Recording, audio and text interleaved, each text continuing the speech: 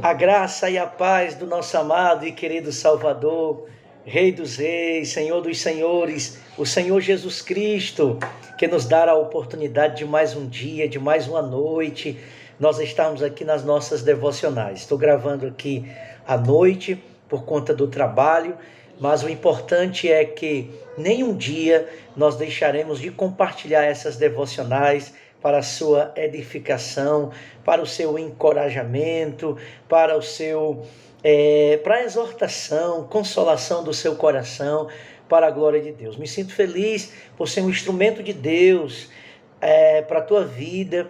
E desde já eu agradeço os meus irmãos que compartilham os nossos vídeos, que dão o seu like, que se inscreveram no nosso canal. Continue me ajudando para que essa palavra de Deus chegue o máximo de pessoas possíveis, para que a palavra, o Evangelho de Jesus Cristo seja anunciado aqui por meio das redes sociais, que é uma bênção para a glória de Deus. Então hoje nós estamos no 4º dia das nossas devocionais, devocional de número 4.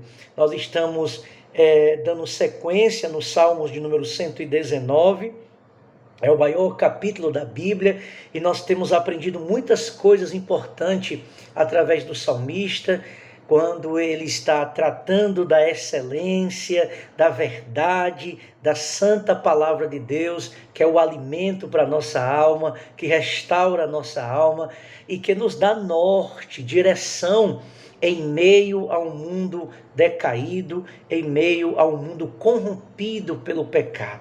Então hoje nós queremos tratar o seguinte tema: o cadinho de Deus. O que significa isso? O cadinho de Deus. Vamos fazer a leitura do texto e depois nós queremos falar sobre esse tema curioso, né? O cadinho de Deus. Vamos ler aqui então o Salmo de número 119, os versículos 49 e o versículo de número 50. Você pode acompanhar conosco a leitura da palavra de Deus, que nos diz assim, o salmista: lembra-te da promessa que fizeste ao teu servo, na qual me tens feito esperar. O que me consola na minha angústia é isto, que a tua palavra me vivifica. Olha que palavras lindas proferidas pelos lábios do salmista, que sempre está se expressando o seu amor, o seu zelo pela palavra de Deus, pelo Senhor Jesus, por Deus, pela lei de Deus. E esse tema de hoje, da nossa devocional número 4, o cadinho de Deus, é interessante. Por exemplo, para a gente entender esse tema, a gente precisa pegar uma comparação secular para vocês entenderem. Em uma siderúrgica, cadinho é a forma de derreter metais, né? Então, esse local, né, que é a siderúrgica, cadinho, é um ambiente em que se derrete, que faz com que os metais passem por um processo de purificação para tirar toda impureza, para que o metal fique puro, especialmente o ouro, né? Porque quando o ouro é tirado ali do garimpo, ele vem cheio de impureza. Então ele precisa passar pelo cadinho, pelo processo do fogo, para derreter e para tirar todas as impurezas, para virar realmente um ouro de valor, um ouro puro. Então há momentos que nós passamos pelo cadinho de Deus. O que significa isso? Quer sejam lutas, quer sejam doenças, indefinições, perseguições, lutas, adversidades. Quem nessa vida não passa por momentos difíceis? Quem nunca enfrentou ou está enfrentando momentos difíceis, dificuldades, lutas? É assim mesmo, meu amado irmão.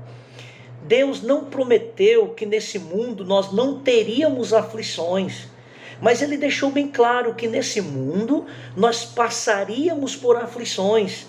O Evangelho, seguir a Cristo, implica em perseguições, em lutas, em adversidades, em problemas. Nós estamos num mundo decaído. A nossa natureza é decaída. Somos regenerados, sim, transformados pelo Evangelho. Mas nós somos do mundo, por assim dizer. Habitamos no mundo. Não somos do mundo no sentido de obedecer à carne, de fazer a vontade do mundo. Mas somos cidadãos da terra. Estamos sujeitos, infelizmente, a todos os problemas que existem para todos, quer sejam ímpios, quer sejam crentes, quer sejam descrentes. Todos nós passamos por problemas. E nós cristãos não estamos livres desses problemas, das provações, das lutas, das doenças, das perdas, das aflições do dia a dia. Então, mas a diferença é que nós cristãos, Deus, através de todas essas coisas, essas lutas, essas adversidades, é o seu cadinho, ou seja, é a maneira de Deus nos purificar, é a maneira de Deus moldar o nosso caráter por meio das aflições, por meio das lutas, por meio das adversidades. É um meio que o soberano Deus usa para nos aproximar mais dele, para gerar em nós intimidade, comunhão com ele e a verdadeira alegria, que não está condicionada às situações do momento, porque a nossa alegria é o Senhor, independente das dificuldades que possamos, que enfrentamos. A nossa alegria, a nossa paz, o nosso bem-estar é o Senhor Jesus Cristo. Então o cadinho de Deus é isso, as lutas, as provações, as perseguições, e que elas vêm para testar e nos moldar ao caráter de Cristo. Nós não somos melhor do que o nosso mestre, nós não somos melhor do que o nosso Senhor Jesus Cristo. Leia os evangelhos e você vai perceber o sofrimento de Cristo, todas as lutas que Cristo passou. Em tudo ele foi tentado, ele passou por várias perseguições, e por fim ele morreu morte de cruz, que é o pior tipo de morte que podia existir naquela época. Os malfeitores, os piores bandidos, ladrões, as piores pessoas eram crucificadas. E nós sabemos que Cristo não era esse homem mau, ele era um homem Deus, perfeito, sem pecado. Mas era necessário que ele padecesse por nós, era necessário que ele experimentasse todo o sofrimento e vencesse todas as tentações, ressuscitasse com poder e glória para cumprir a missão do Pai, o plano de redenção, e para nos socorrer, para que nós pudéssemos imitá-lo, para que nós pudéssemos ter no nosso caráter o mesmo caráter dele. Louvado seja o nome do Senhor. Então é por isso que nós passamos por aflições, porque bem-aventurado, feliz, abençoado é aquele que faz parte das aflições de Cristo. Quando você lê, por exemplo, o livro de Atos, é interessante que a igreja, os discípulos se alegravam por sofrer por amor a Cristo. Eles ficavam felizes por terem apanhados, por serem presos por amor a Cristo, porque eles entendiam que estavam trilhando o mesmo caminho do Senhor Jesus. Então, nessas horas difíceis, de crises, de problemas, dificuldades, doenças, aflições, inquietudes, confusões, perturbações, é nesse momento, nessas horas, a palavra de Deus é a nossa única esperança. Como diz aqui o versículo 49, lembra-te da promessa que fizeste ao teu servo, na qual me tens feito esperar.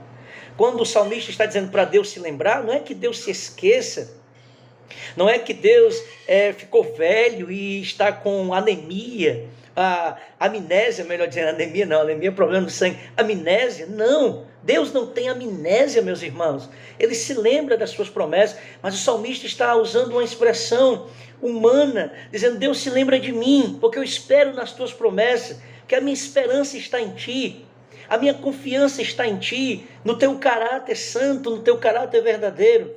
E é isso que nos fortalece, é confiar nessas promessas, é confiar no caráter de Deus, que nos faz suportar, que nos faz superar todos os problemas, todas as adversidades, que nos faz triunfar sobre os problemas.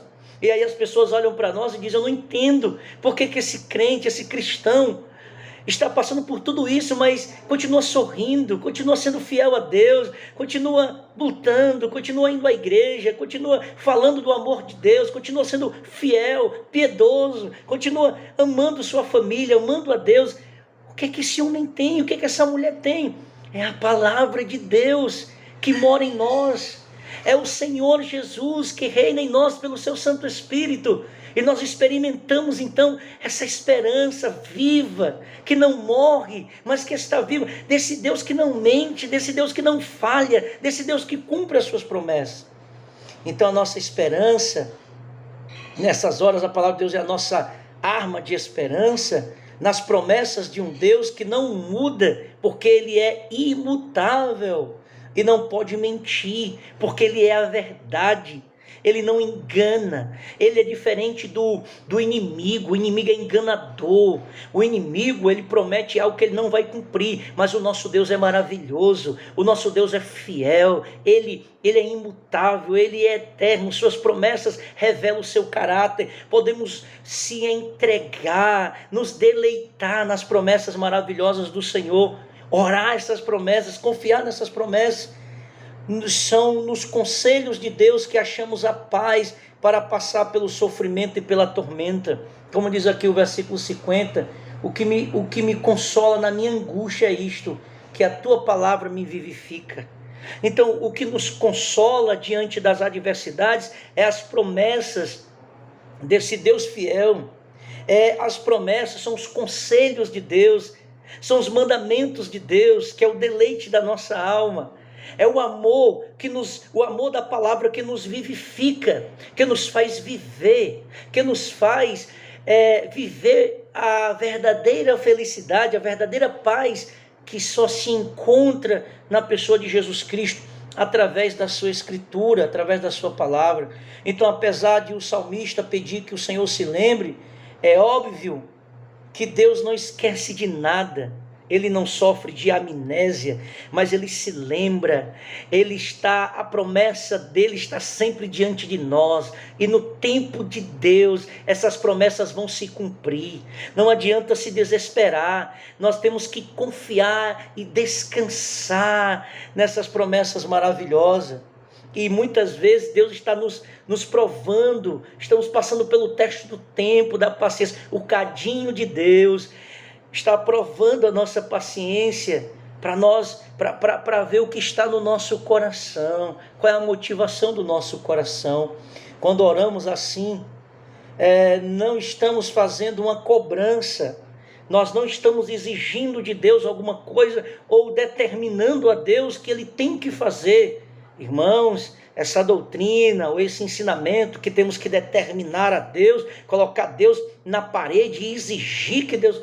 Não, nós somos pó, nós somos servo, Ele é o Pai, nós somos filho, nós temos que esperar o tempo de Deus. Ele é soberano, Ele faz do jeito que Ele quer, da forma que Ele quer, e muitas vezes Ele nem vai nos dar explicação de tudo, nem sempre Deus vai nos esclarecer tudo como Jó, mas Ele vai nos provar, como todos os homens da história bíblica que passaram por momentos difíceis. Por exemplo, do que dizer dos cristãos fiéis piedosos que Deus permitia que eles fossem devorados pelos leões. Deus não livrava eles, porque Deus certamente queria que o testemunho deles servisse de exemplo para nós, para essa geração, que nós imitássemos a fé, a fidelidade desses homens, como modelo, como Paulo diz, sede meus imitadores como eu sou de Cristo. Então a nossa fé não pode estar condicionada a momentos, mas em Deus, no caráter santo de Deus. E quando nós entendemos isso, quando nós entramos na presença de Deus em oração, nós não vamos entrar com aquele orgulho inchado, ou achando que somos dignos de sermos atendidos por Deus. Não, nós não somos. Se Deus nos atende, se Deus nos ouve, é pela sua bondade, é pela sua misericórdia. Nós não podemos determinar ao soberano nada, devemos nos apresentar a Ele em oração, mas em santo temor, de cabeça baixa, diante da sua majestade, diante da sua santidade. Então, Senhor, eu não esqueci do que me disseste, e eu ainda creio. Então, quando nós oramos assim, nós estamos dizendo ao Senhor que eu não esqueci das tuas promessas, eu creio nela. Aconteça o que acontecer, aparentemente tudo pode estar contrário, mas eu sei que tu és poderoso, Senhor Deus, para nenhum momento o Senhor mudar essa situação.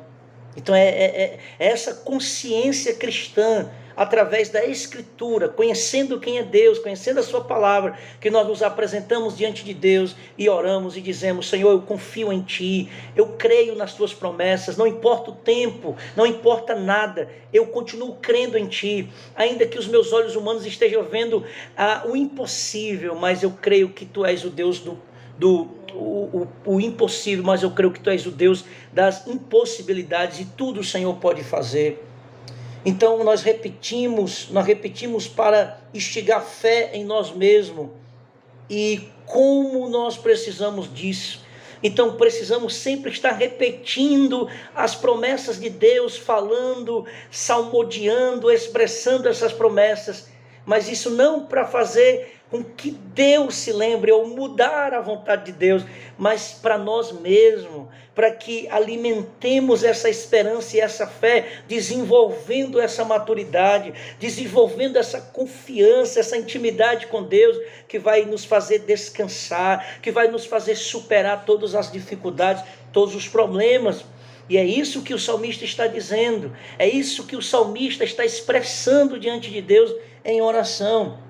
O estado em que nos encontramos, enquanto esperamos por uma resposta, por uma solução, pelo fim da indefinição, é como um estado de morte. Muitas vezes nós estamos debilitados, estamos frágeis, e Deus entende a nossa fraqueza e a nossa fragilidade, quando nós esperamos, e parece até que os céus estão em silêncio, o silêncio de Deus, mas não, Deus está trabalhando, Deus está agindo, e nós precisamos continuar depositando a nossa esperança em Deus. Mas podemos antever a vida, enchendo nossas mentes e corações das promessas de Deus, as verdades eternas que nos dão firmeza em meio a tudo isso. Nós não podemos deixar com que a nossa mente duvide por algum momento da fidelidade desse Deus que já provou que é bom, que já provou que é maravilhoso, que Ele é o único Deus. Nós não podemos então deixar com que a nossa mente duvide ou murmure ou reclame da soberania de Deus, das promessas de Deus, mas alimentar a nossa mente, o nosso coração das promessas de Deus nos gera vida, nos tira daquele estado de melancolia, de depressão, naquele estado de dúvida, de medo, e nos coloca em uma vida de paz, de alegria, de regozijo, mesmo em meio às lutas, mesmo em meio às dificuldades. É o cadinho de Deus, é as lutas, é as dificuldades. Deus está usando todo esse tempo de espera, de preparação, de prova, para moldar o nosso caráter igual ao caráter de Cristo, para desenvolver em nós uma fé inabalável, uma confiança inabalável. Nós precisamos entender, compreender isso, os propósitos de Deus. O cadinho de Deus está purificando o meu coração, está moldando o meu caráter, está tirando as impurezas, está me ensinando a confiar, está me ensinando a temer, está me ensinando a desenvolver uma dependência total de Deus, na direção dEle. Louvado seja o Senhor por isso.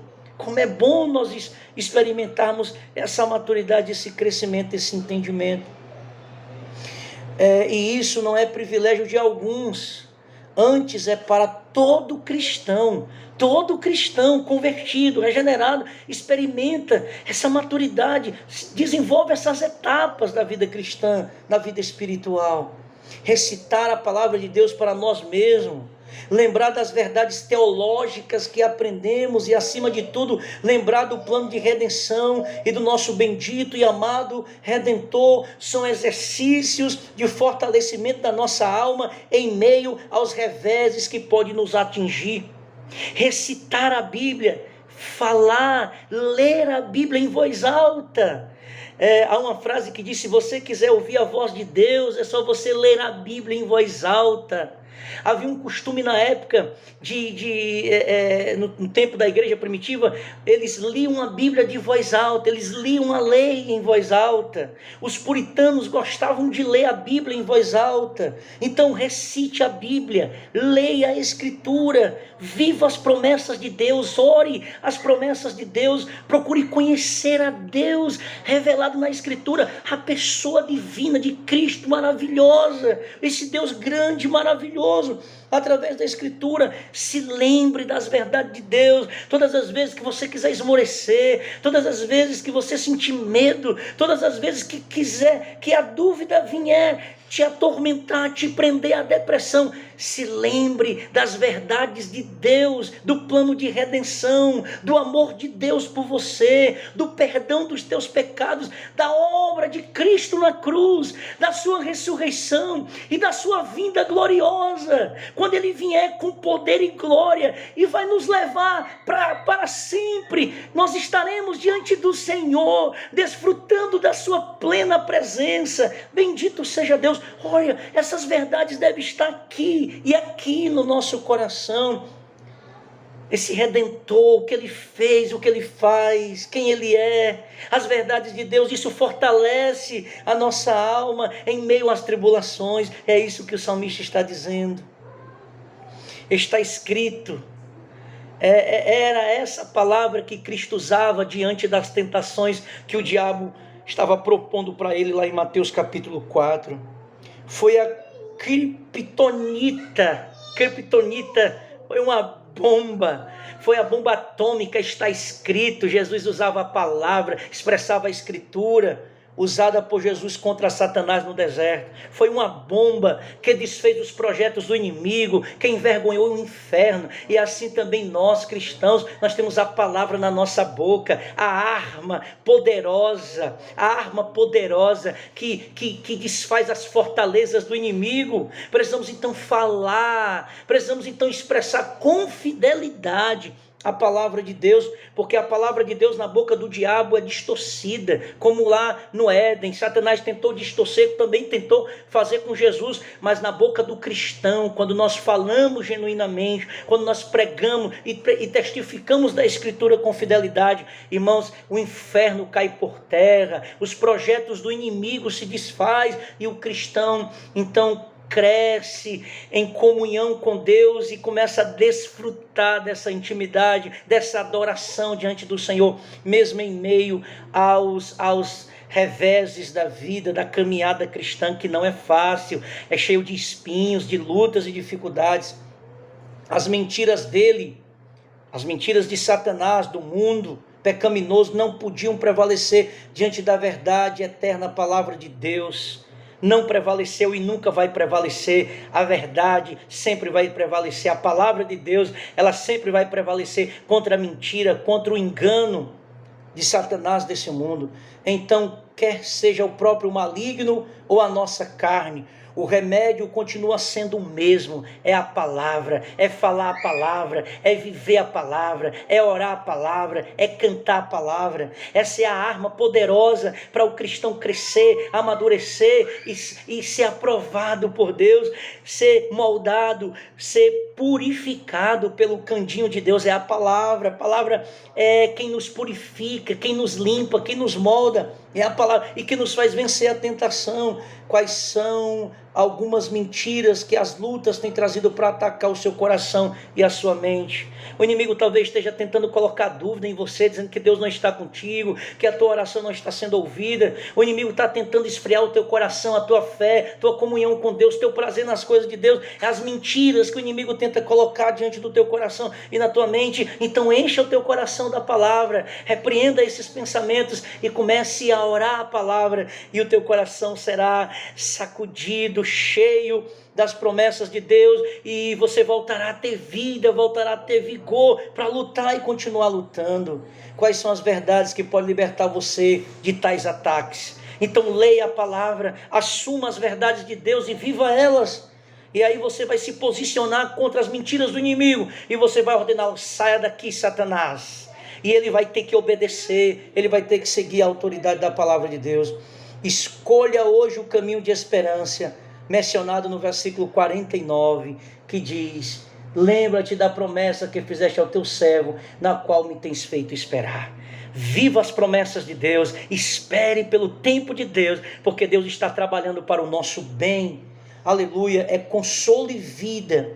A palavra de Deus é consolo e vida para mim e para você. Vale a pena nós vivermos e experimentarmos todas as promessas de Deus. Que o Senhor Jesus te abençoe e te fortaleça. Compartilhe essa devocional e encha o teu coração das promessas de Deus. Senhor, muito obrigado pelas tuas promessas, Pai. Muito obrigado que mesmo em meio às lutas o Senhor tem cuidado de nós. Então vivifica o nosso coração, tirando toda a incredulidade, toda a dúvida e nos enchendo de esperança, Pai. E que a tua palavra habite no nosso coração e na nossa mente e nos purifica como ouro, segundo a tua palavra, em nome de Jesus. Amém. Deus te abençoe.